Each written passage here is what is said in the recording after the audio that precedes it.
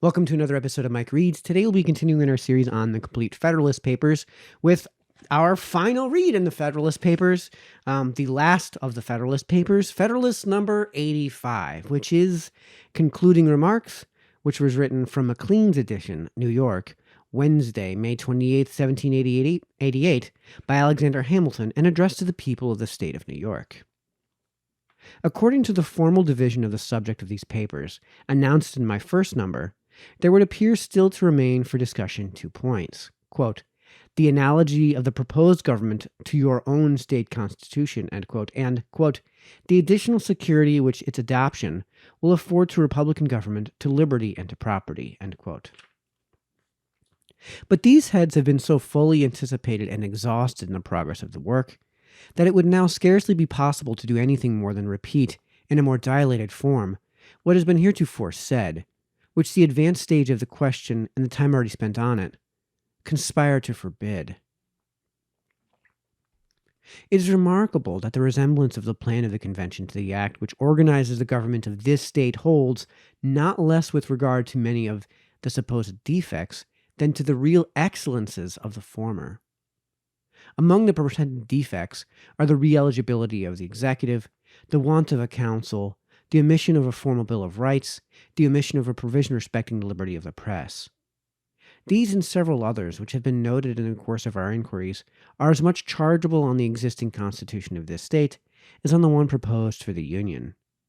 And a man must have slender pretensions to consistency, who can rail at the latter for imperfections which he finds no difficulty in exhausting in the former. Nor indeed can there be a better proof of the insincerity and affectation of some of the zealous adversaries of the plan of the convention among us, who profess to be the devoted admirers of the government under which they live, than the fury with which they have attacked the plan, for matters in regard to which our own constitution is equally or perhaps more vulnerable.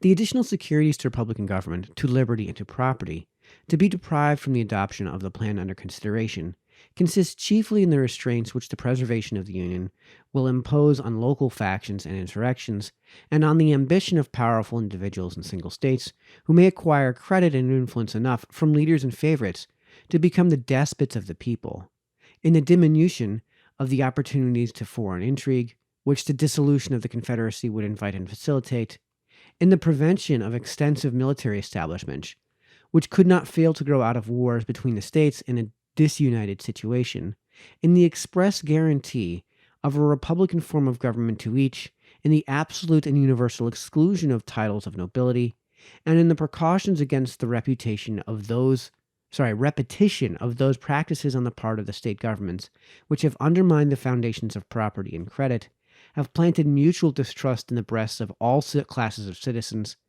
and have occasioned an almost universal prostration of morals. Thus have I, fellow citizens, executed the task I had assigned to myself. With what success your conduct must determine. I trust at least you will admit that I have not failed in the assurance I gave you respecting the spirit with which my endeavors should be conducted.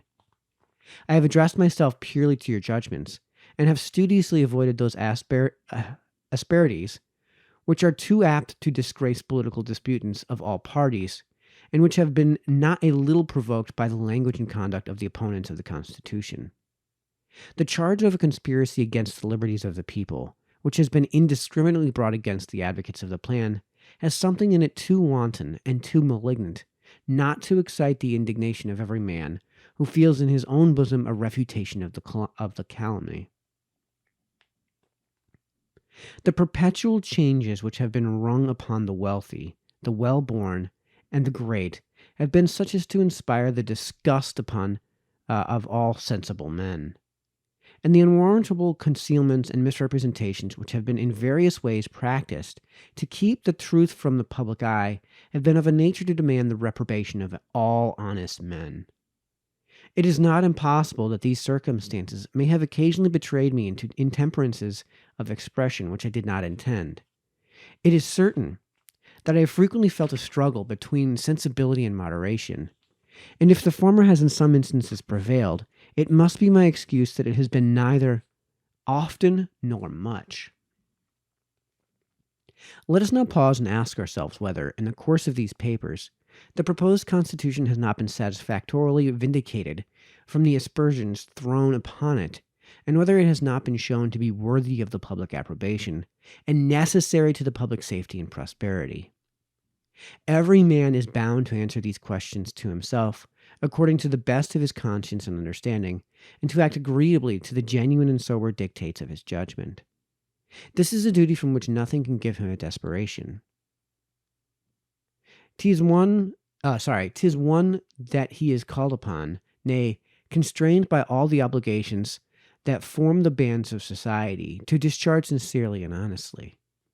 No partial motive, no particular interest, no pride of opinion, no temporary passion or prejudice will justify to himself, to his country, or to his posterity an improper election of the part he is to act.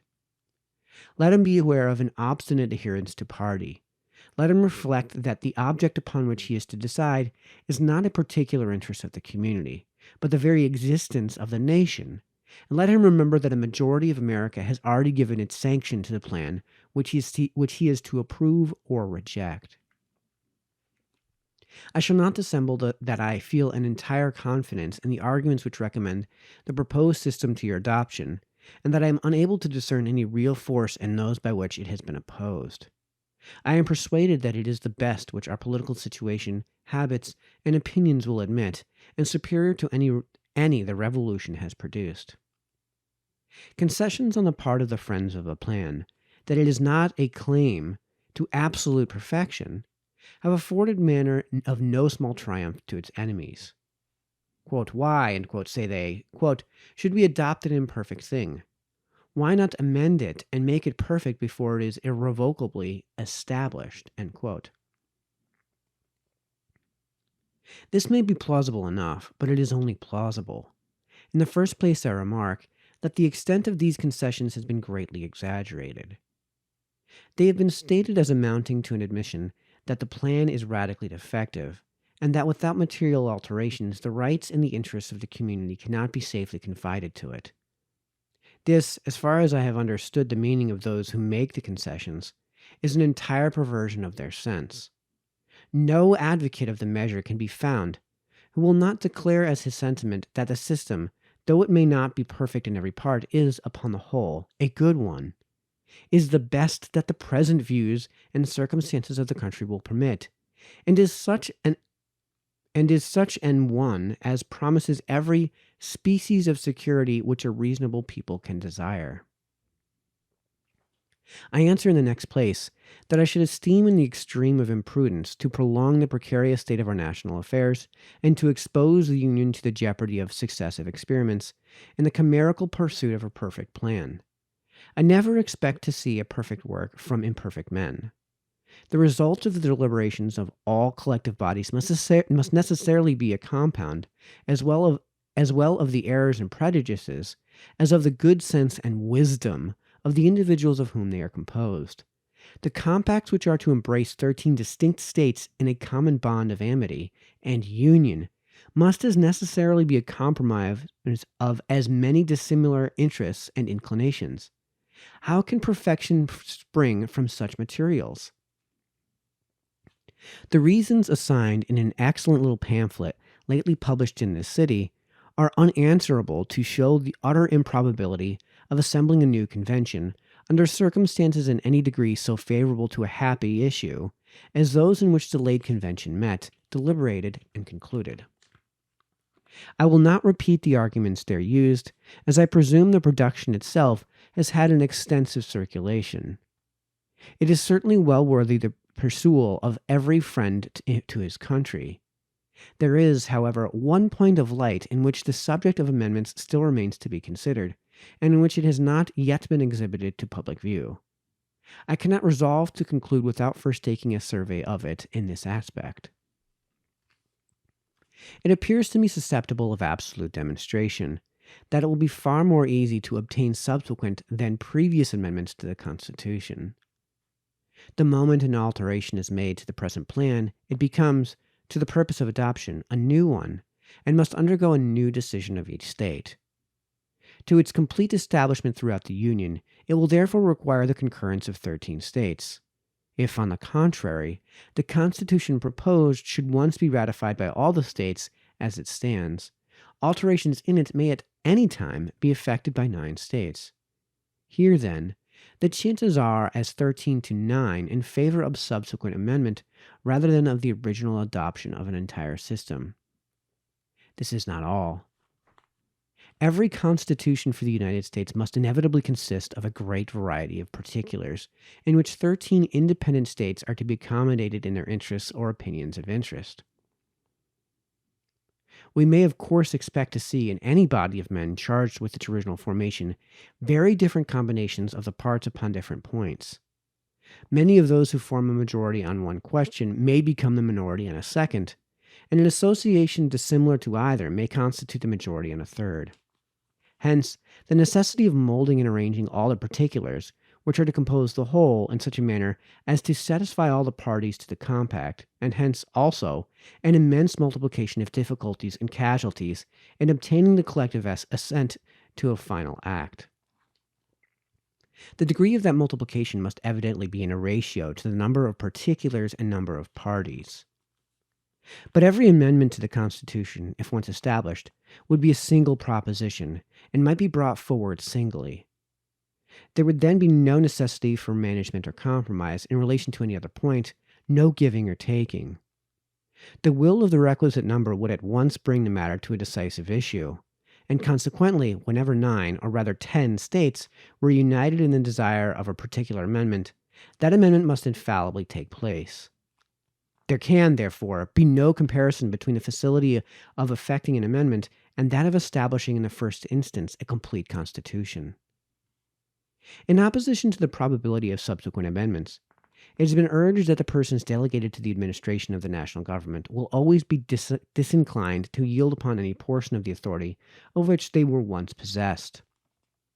For my own part, I acknowledge a thorough conviction that any amendments which may, upon mature consideration, be thought useful, will be acceptable to the organization of the government, not to the mass of its powers, and on this account alone, I think there is no weight in the observation just stated. I also think there is little weight in it on another account. The intrinsic difficulty of governing 13 states at any rate, independent of calculations upon an ordinary degree of public spirit and integrity, will, in my opinion, constantly impose on the national rulers the necessity of a spirit of accommodation to the reasonable expectations of their constituents. But there is yet a further consideration which proves beyond the possibility of a doubt that the observation is futile. It is this that the national rulers, whenever 9 states concur, will have no option upon the subject. By the 5th article of the plan, the Congress will be obliged, quote, on the application of the legislatures of 2/3 of the states, which at present amount to 9, to call a convention for proposing amendments, which shall be valid, to all intents and purposes, as part of the Constitution, when ratified by the legislatures of 3/4 of the states, or by conventions in 3/4 thereof, end quote. The words of this article are peremptory. The Congress, quote, shall call a convention, end quote. Nothing in this particular is left to the discretion of that body, and of consequence, all the declamation about the disinclination to a change vanishes in air. Nor, however difficult it may be supposed to unite 2/3 or 3/4 of the state legislatures in amendments which may affect local interests, can there be any room to apprehend any such difficulty in a union on points which are merely relative to the general liberty or security of the people. We may safely rely on the disposition of the state legislatures to erect barriers against the encroachments of the national authority. If the foregoing argument is a fallacy, certain it is that I am myself deceived by it, for it is, in my conception, one of those rare instances in which a political truth can be brought to the test of a mathematical demonstration. Those who see the matter in the same light with me, however zealous they may be for amendments, must agree in the propriety of a previous adoption as the most direct road to their own object. The zeal for attempts to amend prior to the establishment of the Constitution must abate in every man who is ready to accede to the truth of the following observations of a writer equally solid and ingenious. Quote, "To balance a large state or society," says he, "whether monarchical or republican, on general laws, is a work of so great difficulty that no human genius, however comprehensive, is able, by the mere dint of reason and reflection, to effect it.